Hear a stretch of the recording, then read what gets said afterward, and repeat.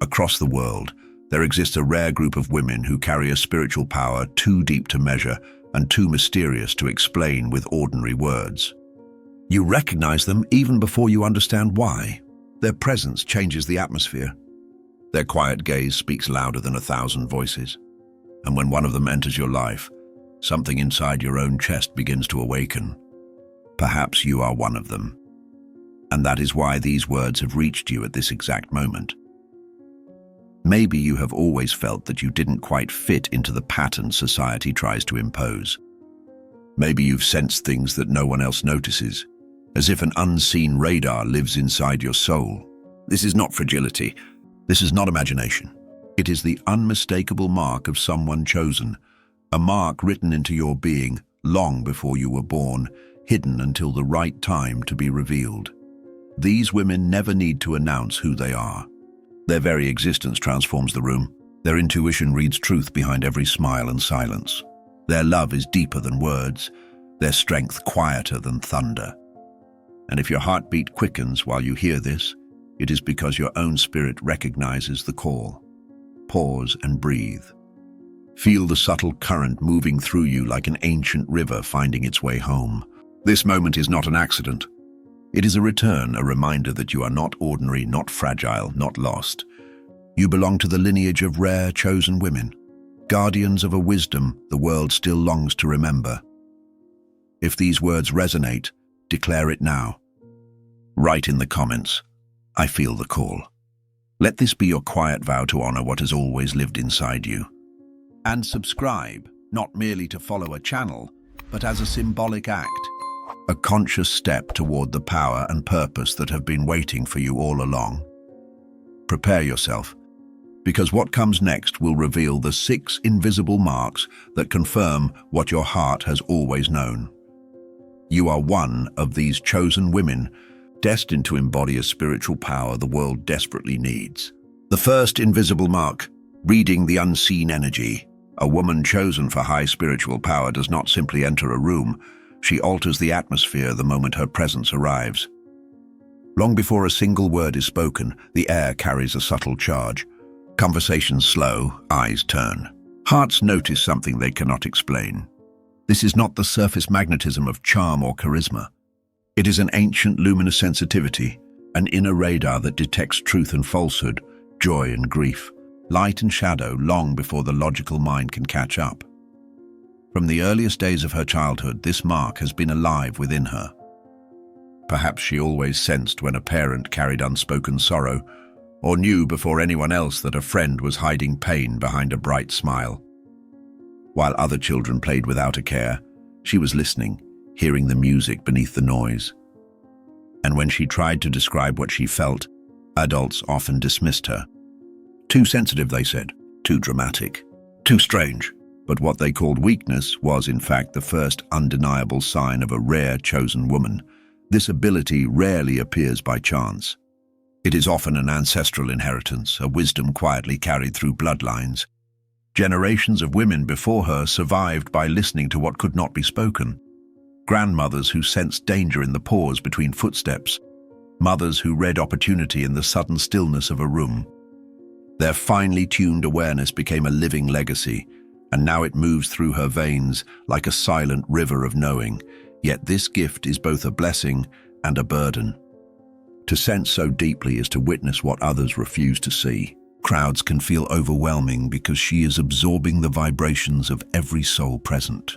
Social gatherings may leave her exhausted, not from dislike of people, but because she unconsciously carries the emotions of those around her. Without sacred boundaries, her light can dim under the weight of feelings that are not her own. But when she learns to honor and protect this sensitivity, the very thing that once drained her becomes her greatest source of guidance. She begins to trust the quiet signals, a tightening in the chest that warns of hidden deceit, the sudden calm that signals a safe path, the intuitive pull towards someone who needs comfort. Her heightened perception transforms into a compass that never fails, leading her with a certainty beyond reason. Look back on your own life. Have you ever entered a place and felt danger before any visible sign appeared?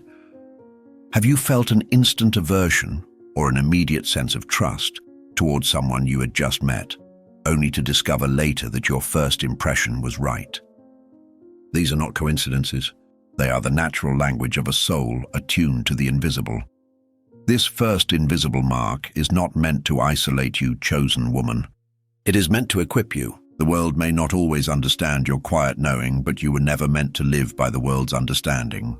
You were meant to navigate by a higher frequency, to carry a light that reveals what others overlook. Your gift of reading unseen energy is not imagination. It is the unmistakable proof that you have been set apart for a greater spiritual purpose. The second invisible mark: speaking the language of symbols.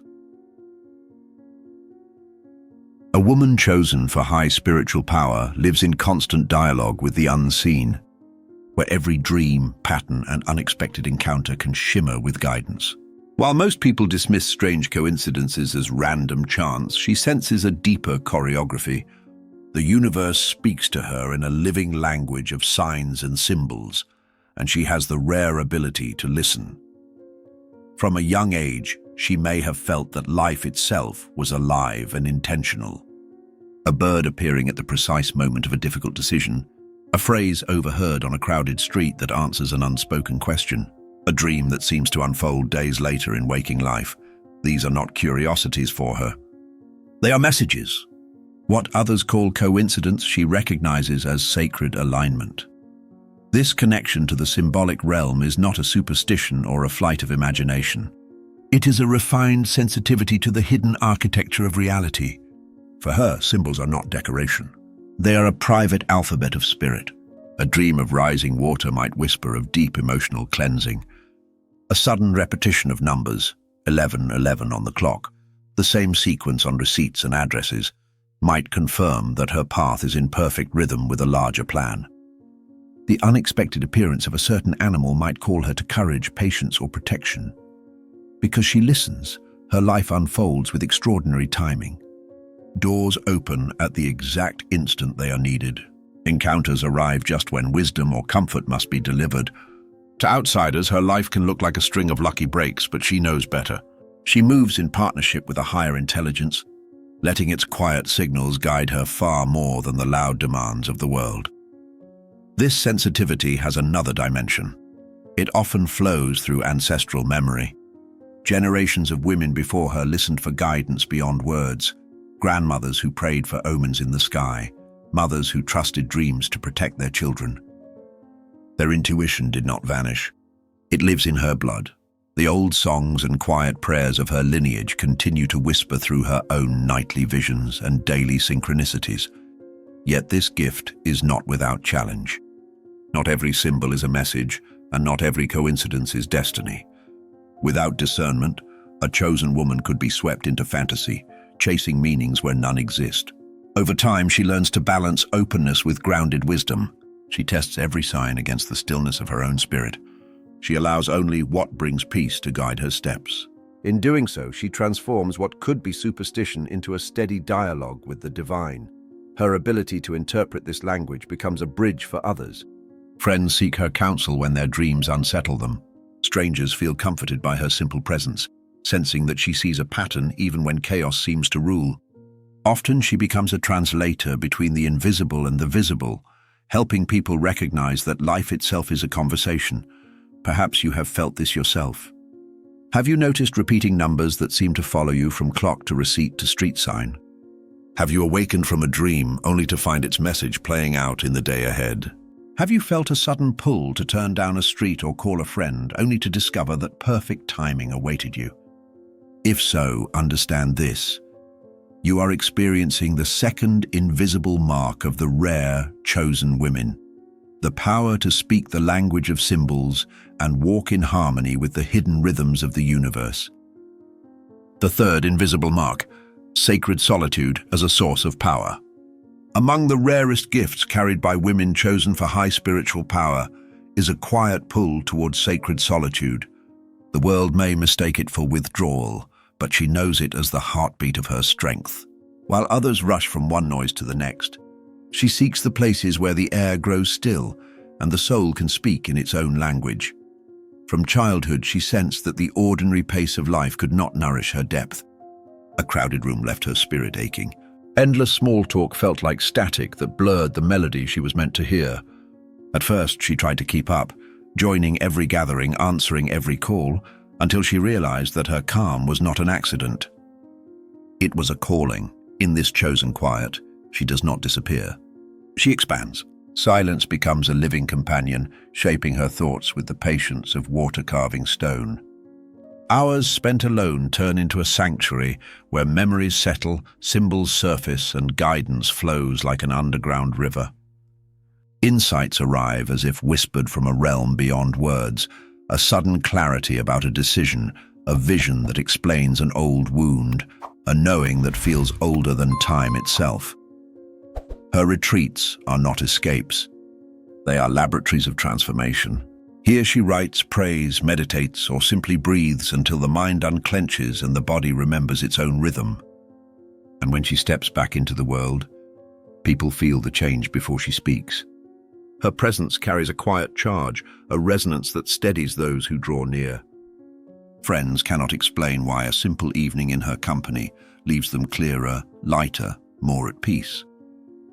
But this rhythm of withdrawal and return demands courage. Family may worry. Friends may interpret her need for space as distance or rejection. Society, addicted to visibility, may try to shame her for choosing stillness over spectacle. She must learn to protect her quiet as fiercely as others protect their possessions. In doing so, she discovers an unshakable truth. The power she carries does not fade in silence. It multiplies. Sometimes the proof of her strength is subtle. A single glance that softens conflict. A few words that arrive with the weight of revelation. Often it is not what she says, but what others feel when they are near her. The unmistakable sense that they are safe, that someone is listening beyond the surface of their words. If you, too, have felt this magnetic pull towards stillness, let it rise without apology. Notice how your spirit lifts when you turn down the noise, how the world itself seems to lean closer when you become quiet. Allow that recognition to settle in your heart. It is a gentle confirmation that you share this invisible mark, that the strength you seek is already growing in the silence you honor. The fourth invisible mark, alchemy of suffering into wisdom.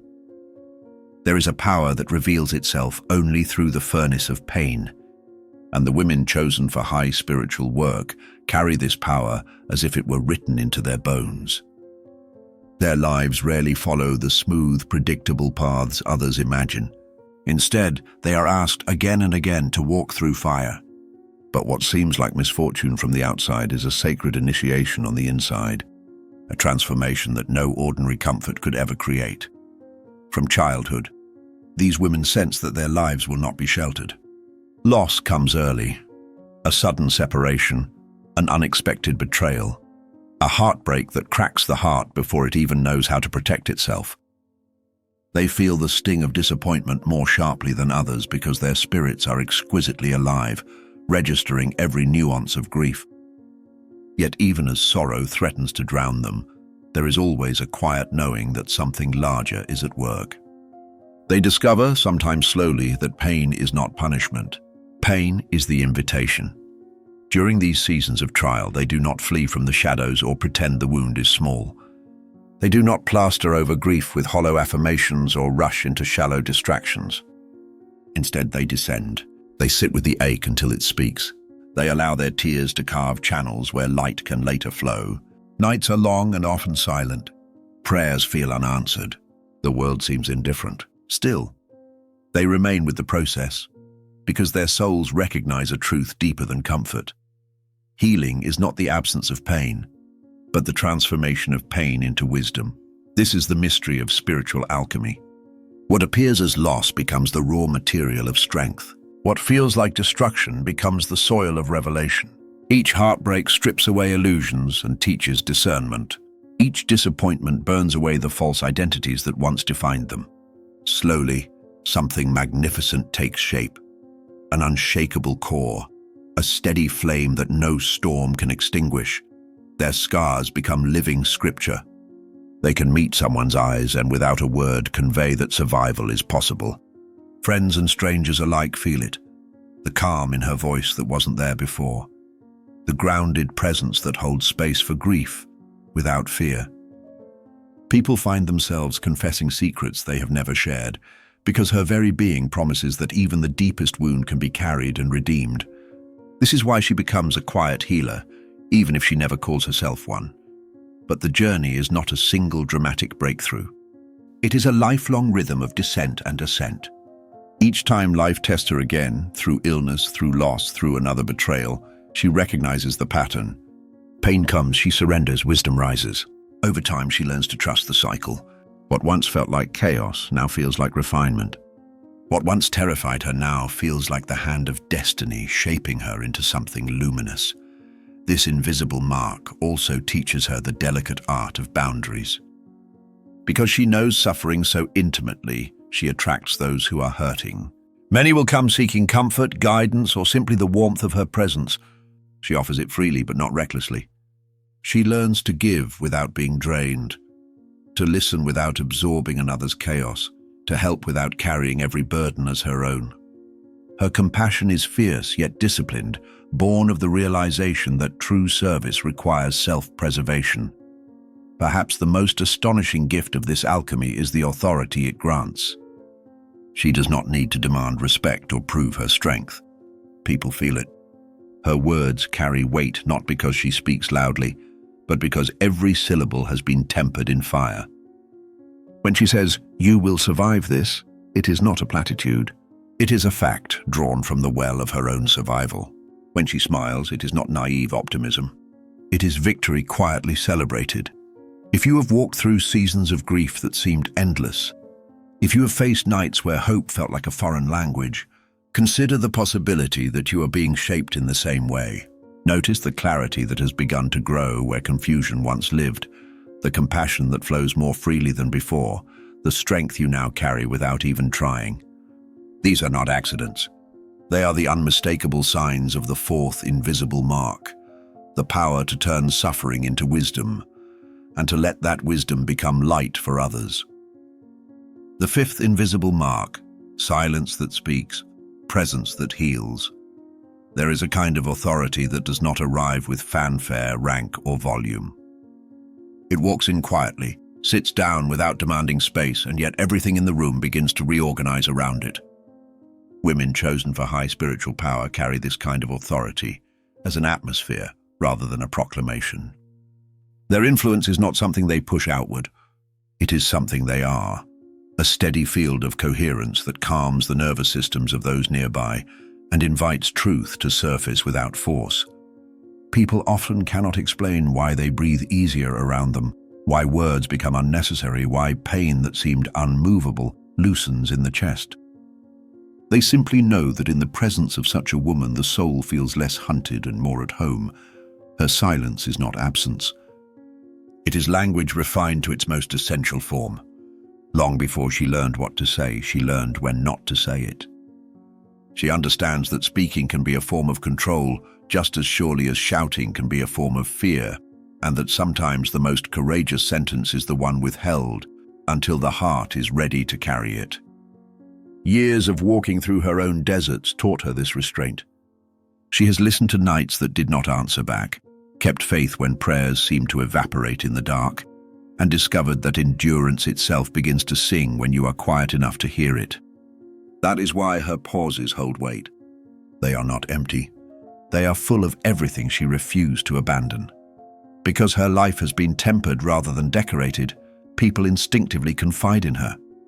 A stranger in a waiting room starts speaking about a loss they have never named aloud. A friend, certain they would never open up, finds themselves sharing the exact story they promised to keep buried.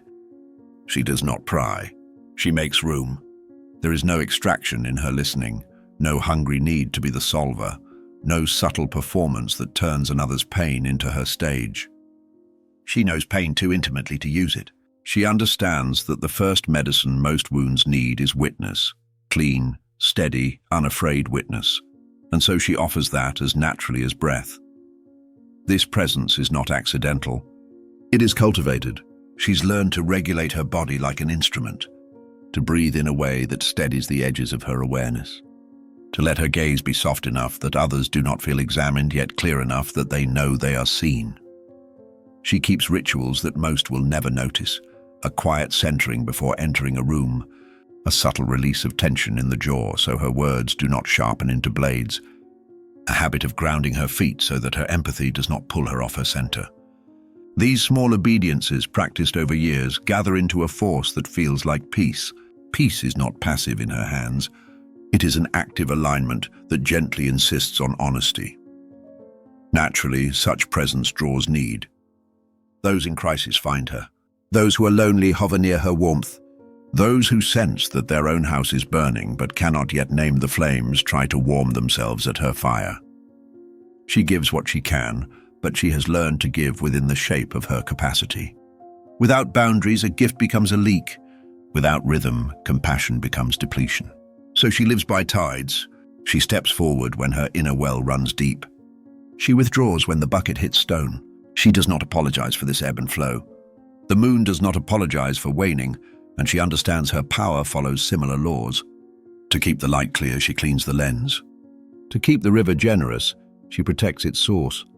Her relationship with speech is equally disciplined. She does not fear words, but she refuses to weaponize them. When she speaks, she chooses syllables that carry medicine rather than poison. She avoids the seduction of cleverness and the cheap sugar of flattery.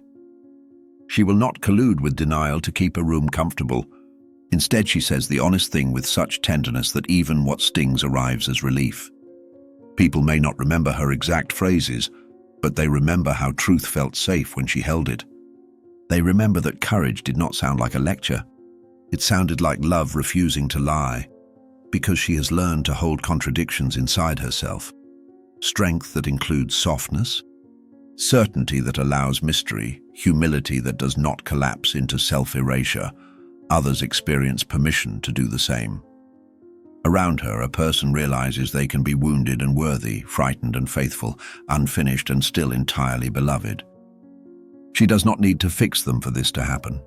The body recognizes safety and begins to unclench. The mind, sensing it will not be dominated, stops defending itself. The heart, finally trusted, begins to speak in clear sentences. Her presence has not changed the facts of anyone's life, and yet the meaning of those facts shifts, which is often where miracles begin. Not everyone welcomes this atmosphere. Some feel exposed because the masks they wear do not hold as tightly in her company. Some project fantasies onto her, angel, mother, sage, savior, hoping she will carry what they still refuse to face. She neither accepts the pedestal nor fights the discomfort. She stays human on purpose. She names her limits. She lets rumors pass through her like wind through trees. Praise does not become her identity. Criticism does not become her prison. The energy she offers is not performance currency. It is the overflow of a life given shape by truth. Her daily life is almost always simpler than people imagine. She keeps a small circle where depth matters more than noise. She tends to ordinary tasks with reverence because she knows ordinary is where the eternal hides. She cooks with attention, speaks to trees like old friends, writes gratitude into the margins of bills and lists. None of this is affectation. It is the practice of remaining tuned. Instruments stored carelessly fall out of pitch. Souls do too. She refuses to be careless with the tuning of her soul. When conflict arises, she does not rush to win. She slows the room. She chooses a pace that separates urgency from emergency so that fear cannot drive the car. If anger belongs, she allows it a chair, but not the head of the table. If grief must speak, she makes sure it is not interrupted by solutions pretending to be care. She asks questions that return people to themselves. What is the truth beneath the story? What is the need beneath the anger? What is the boundary that would make love honest again? In these questions, escalation loses oxygen. Dignity returns.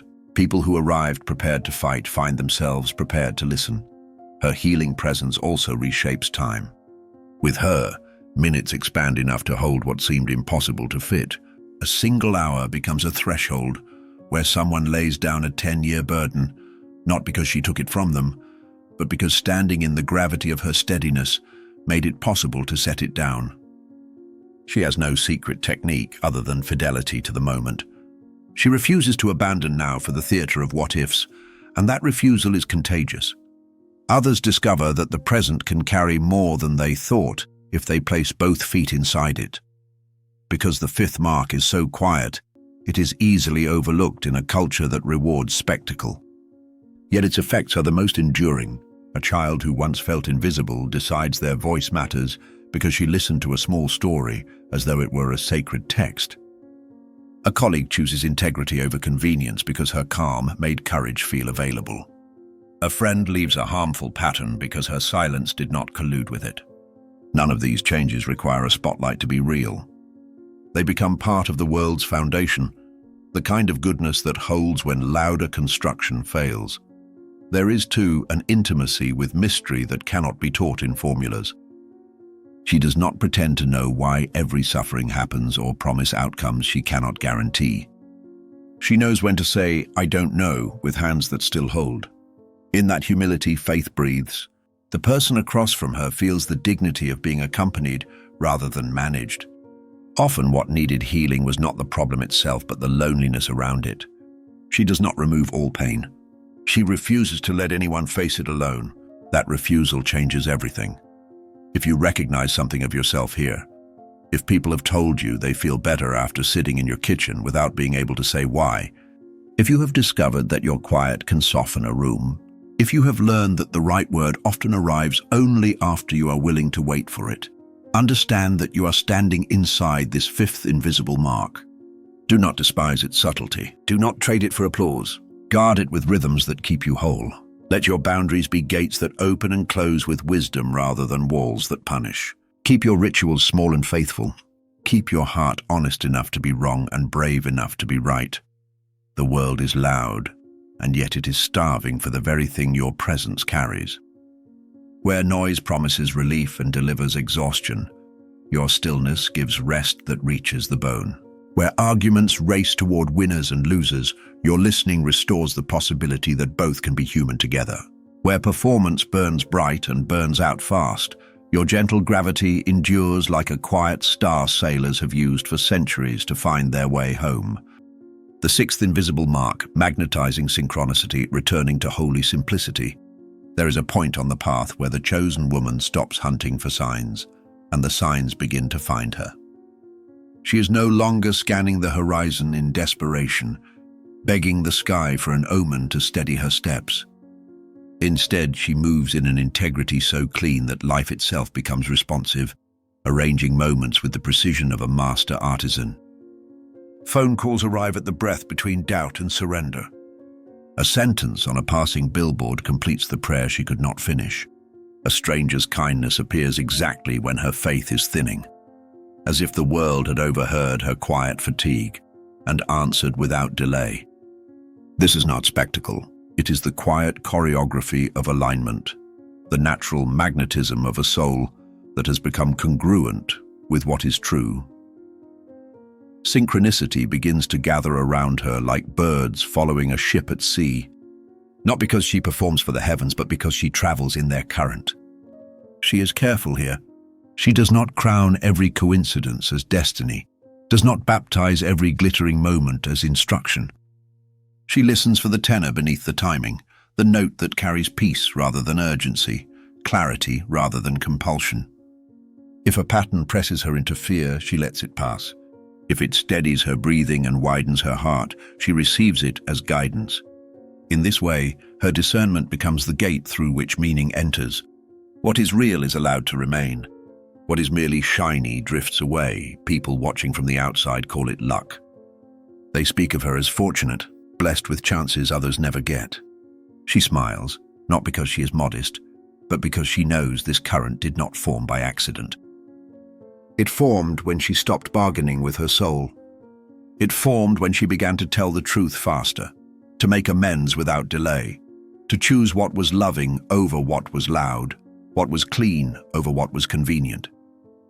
Alignment is not a prize. It is a practice. The universe does not reward performance. It responds to coherence. She has become a tuning fork for what is honest, and honest things recognize their own. This magnetism reshapes her relationships. People who are ready for their next chapter seem to find her without introductions. A conversation on a train unlocks a decision that had been stuck for years. A chance reunion restores a friendship neither person knew how to repair. She does not treat these meetings as trophies. She treats them as assignments, brief altars set up in ordinary places where two lives exchange the one word each needed in order to continue. Then she releases the moment. Synchronicity is a bird, not a cage. It lands when it wishes and flies when its work is done. Trying to hold it breaks the wing. With this mark comes another paradox. The more extraordinary her days become, the more ordinary her choices look. She returns to holy simplicity as if it were a homeland. She cooks slowly. She keeps schedules that allow for breathing. She gives herself to tasks that ask for presence rather than applause. Watering a plant, writing a note by hand, greeting the morning light as if it were a familiar friend. She is not retreating from impact. She is choosing foundations that can carry it. She knows that the loudest lives often collapse under the weight of their own volume. So she builds quietly. She lets depth be her architecture. Simplicity is not smallness in her hands. It is precision. She refuses the obligations that disguise themselves as love. She declines the invitations that would rent out her attention to the highest bidder. Her yes means more because she gives it less. Her no is not a wall. It is a trellis that guides the vine of her life to grow in the direction of fruit. She will not be bullied by urgency, will not be escorted by guilt, will not be bribed by flattery. She belongs to the work that her soul can do honestly. Everything else may proceed without her. As her life becomes plainer from the outside, projection often intensifies. Some will insist she is miraculous and try to make her their message. Others will accuse her of arrogance because she will not let them drink from wells she needs to keep for rainless days. She does not fight these imaginations. She lets them burn out in the air. She knows projection is not a verdict. It is a weather pattern moving through another person's sky. If the wind of it grows too strong, she steps indoors. If it passes gently, she keeps walking. Her interior does not hitch itself to rumor. The 6th mark also alters her sense of time. She stops rushing the seed for the harvest it does not yet owe her. She stops shaming the winter for the fruit it cannot produce. She reads seasons the way farmers read clouds, by texture and smell, and the feel of the earth underfoot. When it is time to act, she acts decisively without theatrics. When it is time to wait, she waits with her hands still busy, mending, learning, tending, preparing the ground for the rain she trusts will come. Synchronicity respects this patience. It brings its baskets to those who have built barns. There is a particular humility that grows in her now. She recognizes that she is not the author of the story, only a sentence shaped with care. The meaning that moves through her does not belong to her. It passes through because she has made herself a clear channel. She guards that clarity as a sacred trust. She avoids resentments that thicken the water, self-importance that muddies the stream, secrecy that turns sweet rivers swampy. When she errs, and she does because she is human, she repairs quickly. Alignment is not perfection. It is the willingness to return. With time, the drama that once defined transformation gives way to a steadier grace. She no longer needs cliff edges to feel alive. She no longer needs storms to pray deeply. She is content to be faithful on a Tuesday, to let the holy hide itself in errands and emails, to carry reverence into rooms where no one thought to set out candles. The ordinary becomes sacramental in her hands. She does not announce this change. Others notice it anyway. Meetings feel kinder, kitchens feel safer, children relax sooner, elders speak longer. She has not learned a trick. She has become a place, and still there are private mornings when she doubts. She wonders whether the simplicity she has chosen is enough, whether the magnetism will fade, whether the river will keep rising to meet her steps. On those days, she remembers the smallest proof. A breath that reaches all the way down. A line in a book that glows as if underlined by light. A friend's message sent at the exact minute tears arrived. She catalogues these quiet fidelities, not as evidence for others, but as bread for her own journey.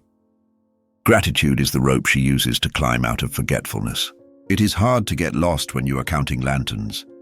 If you find that meaningful coincidences have begun to gather around your days, if you feel your life asking to be simpler and truer, if you are becoming less impressed by fireworks and more devoted to steady flame, honor that shift. You are touching the sixth invisible mark, the gentle magnetism of alignment and the homecoming of holy simplicity. Do not rush it into a brand. Do not sell it for applause. Let it shape you quietly until your very presence teaches what your words can only begin to say. That life responds to coherence, that the sacred prefers the ordinary, and that the way opens for those who are willing to walk it with a clear heart. Every mark we have explored, each silent gift, each hidden capacity has pointed toward one truth.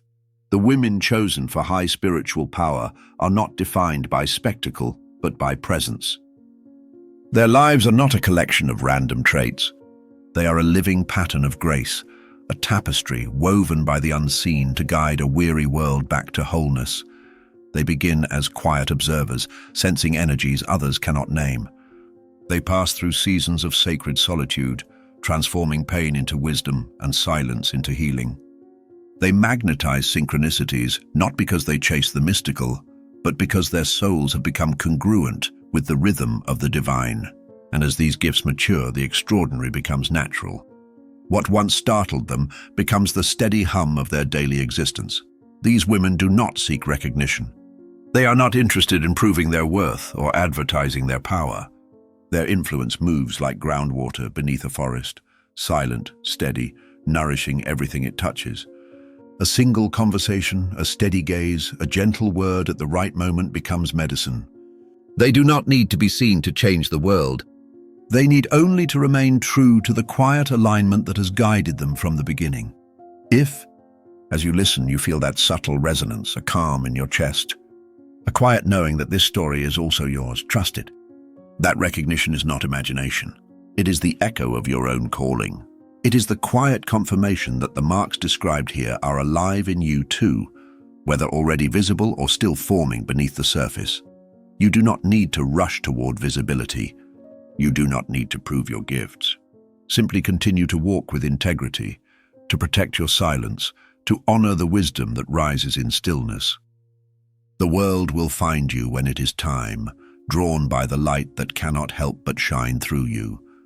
The circle now closes, but the light remains. Carry it gently. Let it guide every step, not as a banner of superiority, but as a quiet vow. To live as a sanctuary, to be the presence that heals, to embody the truth that the most powerful force on earth is a soul aligned with love.